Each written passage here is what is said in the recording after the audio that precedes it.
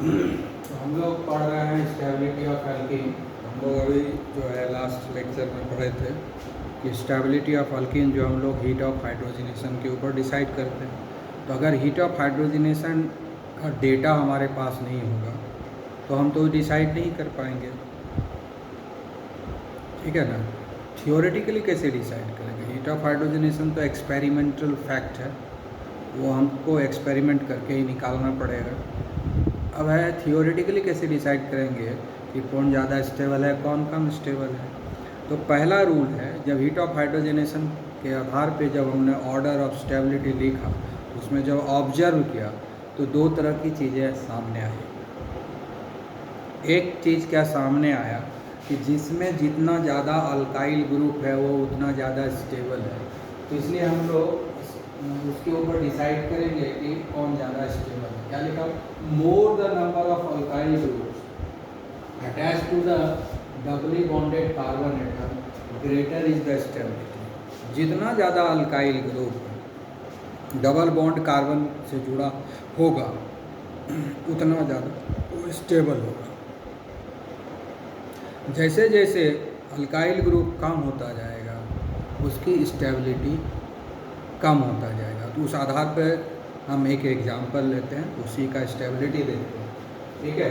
तो हम लोग सबसे पहले तो डबल बॉन्ड कार्बन तो चाहिए ही, इधर भी दो ग्रुप होगा इधर भी दो ग्रुप होगा। यहाँ पर भी हम CH3 दे देते हैं, यहाँ पर भी CH3 दे देते हैं, यहाँ पर भी CH3 हो गया, यहाँ भी CH3। यहाँ पर एक दो अल्काइल ग्रुप है, तीन अल्काइल ग्रुप है, चार अल्काइल ग्रुप है, कोई हाइड्रोजन है ही नहीं। सब अल्काइल ग्रुप है, डबल बॉन्ड कार्बन से जुड़ा हुआ हाइड्रोजन है ही नहीं। डबल बॉन्डेड कार्बन है, कोई हाइड्रोजन नहीं है, डबल बॉन्ड कार्बन है, कोई हाइड्रोजन नहीं है। इधर भी दो अल्काइल ग्रुप है, इधर भी दो अल्काइल ग्रुप है। दोनों जगह मिथाइल हमने दिया, दोनों जगह मिथाइल की जगह इथाइल दे सकते हैं, प्रोपाइल दे सकते हैं, ब्यूटाइल दे सकते हैं। ये चारों ग्रुप अलग अलग भी दे सकते हैं, चारों ग्रुप सेम भी। हम चारों ग्रुप सेम दे दिए, तुम चारों ग्रुप डिफरेंट भी दे सकते हो, या उसमें से कुछ सेम देख सकते हो कुछ डिफरेंट दे सकते हो, लेकिन वो अल्काइल ग्रुप होना चाहिए। Ethyl, methyl, propyl, butyl, pentyl, isopropyl, कुछ भी दे सकते हैं, कोई भी अल्काइल ग्रुप। जितना ज़्यादा अल्काइल ग्रुप होगा उतना ज़्यादा स्टेबल होगा। तो यहाँ पर अभी चार चार अल्काइल ग्रुप है, ये मैक्सिमम हुआ। चार से ज़्यादा अल्काइल ग्रुप तो हो नहीं सकता है, क्योंकि दो ही इधर जगह है, दो ही इधर जगह है, चार ही अल्काइल ग्रुप। तो सबसे ज़्यादा अल्काइल ग्रुप इसमें है, इसका मतलब ये सबसे ज़्यादा स्टेबल है, ठीक है। ये सबसे ज़्यादा स्टेबल हो गया। ऑर्डर ऑफ स्टेबिलिटी क्या लिख रहे हैं? ऑर्डर ऑफ स्टेबिलिटी,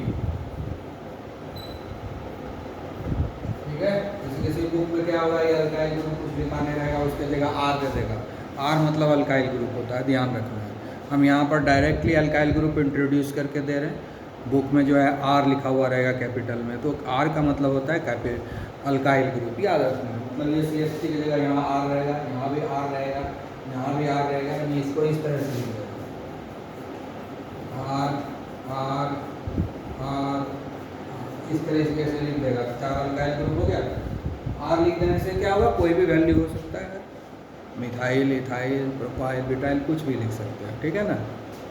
ठीक है, ठीक है। अब धीरे धीरे जो है हम लोग अल्काइल ग्रुप कम करते हैं, ठीक है। हमने क्या किया, एक अल्काइल ग्रुप को कम कर दिया। इस ए अल्काइल ग्रुप हट गया, इसकी जगह हाइड्रोजन आ गया, तो स्टेबिलिटी घट गई। जैसे ही नंबर ऑफ अल्काइल ग्रुप कम हो गया, स्टेबिलिटी उसकी घट गई, ठीक है। अब इससे भी कम स्टेबिलिटी हो जाएगा,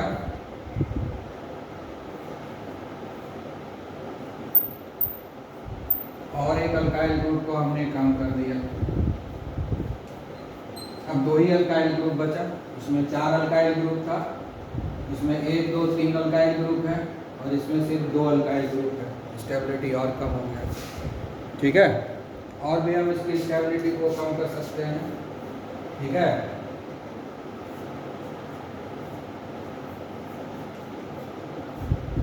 अब देखो एक ही अल्काइल ग्रुप है,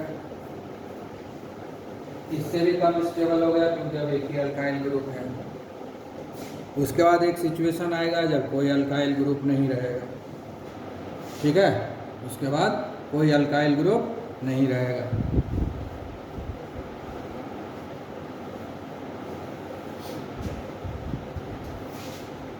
हाँ, इससे भी कम स्टेबिलिटी आ जाएगी फिर।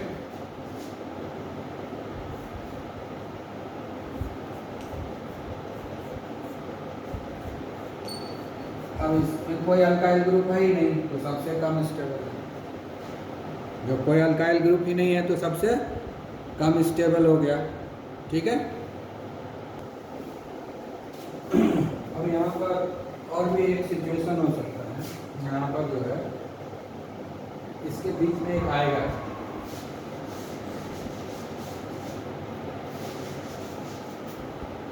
इसके बीच एक और जो है छूट गया है। अब जैसे ये एक तरफ का दोनों हटा दिया ना, अब दोनों तरफ से एक एक अल्काइल ग्रुप हटाएंगे तो इससे कम स्टेबिलिटी होगा। जैसे इधर CH3 दे दिए, इधर CH3 दे दी, ठीक है। और ये इससे पहले ट्रांस का भी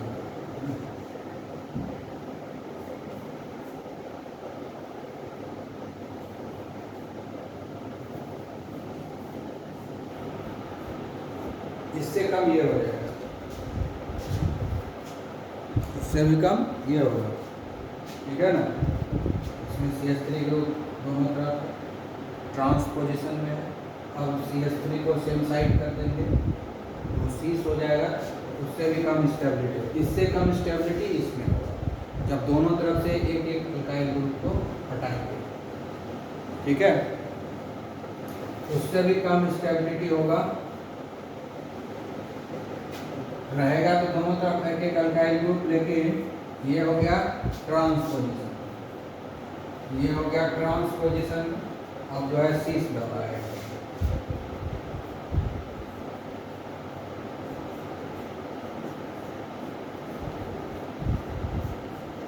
ये हो गया सीस, उससे कम स्टेबल हो गया ये। दोनों तरफ एक एक अल्काइल ग्रुप। तो ये भी ध्यान रखना है जब हम, तो दो लाव है। एक लाव ये है कि जितना ज़्यादा अल्काइल ग्रुप होता है उतना ज़्यादा स्टेबल होता है। उसके बाद भी डबल बॉन्ड के दोनों तरफ देखना होगा कि वो सीस फॉर्म में है कि ट्रांस फॉर्म में है।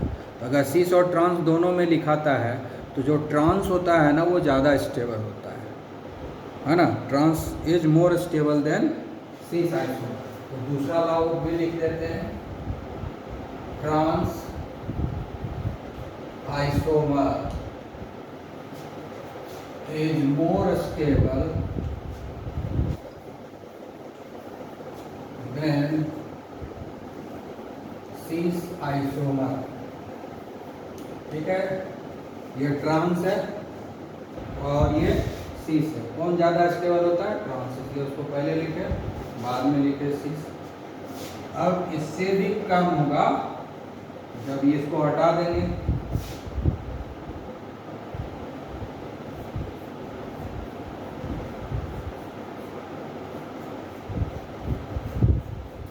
भी कम हो गया, अल्काइल ग्रुप कम हो गया।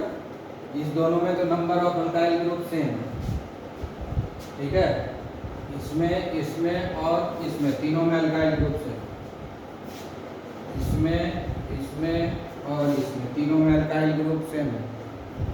जब अल्काइल ग्रुप सेम होगा तब वहाँ पर कैसे डिसाइड करते हैं कि कौन ज़्यादा स्टेबल होगा? अगर alkyl, number of alkyl group same है तो देखेंगे कि number of alkyl group same carbon से जुड़ा हुआ है कि नहीं, तो वो ज़्यादा स्टेबल होगा। इसमें देखो सेम कार्बन से दोनों अल्काइल ग्रुप जुड़ा हुआ है, इसमें डिफरेंट कार्बन से अल्काइल ग्रुप जुड़ा हुआ है, इसमें भी डिफरेंट कार्बन से अल्काइल ग्रुप जुड़ा हुआ है। तो सेम कार्बन से जब जुड़ा हुआ रहेगा अल्काइल ग्रुप तो वो ज़्यादा स्टेबल होगा, क्योंकि ये 2 और 3, ये तीनों में नंबर ऑफ अल्काइल ग्रुप 2 है। यहाँ भी 2 है, इसमें भी 2 अल्काइल ग्रुप है, इसमें भी 2 अल्काइल ग्रुप है। तो तीनों का स्टेबिलिटी हमको लगेगा कि सेम है, क्योंकि number of alkyl group same है। तो अब उस केस में देखेंगे जब number of alkyl group same रहेगा तो देखेंगे कि सेम कार्बन से कितना अल्काइल ग्रुप जुड़ा हुआ है। जितना ज़्यादा सेम कार्बन से जुड़ा हुआ अल्काइल ग्रुप मिलेगा वो उतना स्टेबल होगा। इसमें सेम कार्बन से 2 जुड़ा हुआ यहाँ है, इसलिए ये तीनों में ये ज़्यादा स्टेबल हो गया। ठीक है। तो हम लोग ये तीनों को कंपैरिजन कर रहे थे। इसमें दो सेम ग्रुप एक ही कार्बन से जुड़ा हुआ है, इसलिए ये तीनों में इसमें और इसमें सबसे ज़्यादा स्टेबल ये है। उसके बाद बच गया ये दोनों, जिसमें कि सेम ग्रुप जो है डिफरेंट कार्बन से अटैच है। तो इसमें हम देख रहे हैं कि ट्रांस फॉर्म में है, और इसमें देख रहे हैं सीस फॉर्म में है। Same side of the double bond है इसलिए सीस हो गया, ये opposite side of double bond है तो ट्रांस हो गया। तो ट्रांस जो है ज़्यादा स्टेबल होता है सीस से, इसलिए हमने ट्रांस को पहले लिखा और सीस को बाद में लिखा। ठीक है, अब उससे भी कम क्या, इस अल्काइल ग्रुप को हटा दिए और उसके जगह पर हम हाइड्रोजन इंट्रोड्यूस कर दिए। इससे भी कम हो गया नंबर ऑफ अल्काइल ग्रुप, इसकी स्टेबिलिटी तो कम होगी, है ना। इस तीनों में सेम है, उसके पहले इसको लिखना था इसलिए लिख दिए। अब जो है इसमें नंबर ऑफ अल्काइल ग्रुप इससे कम है, इससे कम स्टेबल हुआ। इससे भी कम स्टेबल हो जाएगा जब सारे अल्काइल ग्रुप को हम हटा दें। ठीक है, सबसे कम स्टेबल कौन होगा, इथीन होगा। इसमें एक भी अल्काइल ग्रुप नहीं है, ये इथीन है, इसमें सबसे कम अल्काइल ग्रुप है, इसलिए सबसे कम स्टेबल होगा। तो इस आधार पे हम लोग जो है स्टेबिलिटी ऑफ अल्कीन को डिसाइड करते हैं। ठीक है, तो स्टेबिलिटी ऑफ अल्कीन को इस तरीके से डिसाइड करेंगे। तो कभी भी अगर कंपैरिजन दिया जाए स्टेबिलिटी के लिए तो हम लोग ये दोनों ही कॉन्सेप्ट का यूज करेंगे, क्योंकि हीट ऑफ हाइड्रोजनेशन तो दिया हुआ मिलेगा नहीं, सब जगह दिया रहेगा तब तो बहुत आसान है, देख करके साइड कर लेंगे। लेकिन जब हीट ऑफ हाइड्रोजनेशन नहीं दिया रहेगा तब ये कॉन्सेप्ट यूज करेंगे कि कौन क्या कम स्टेबल है, कौन ज़्यादा स्टेबल है। ओके।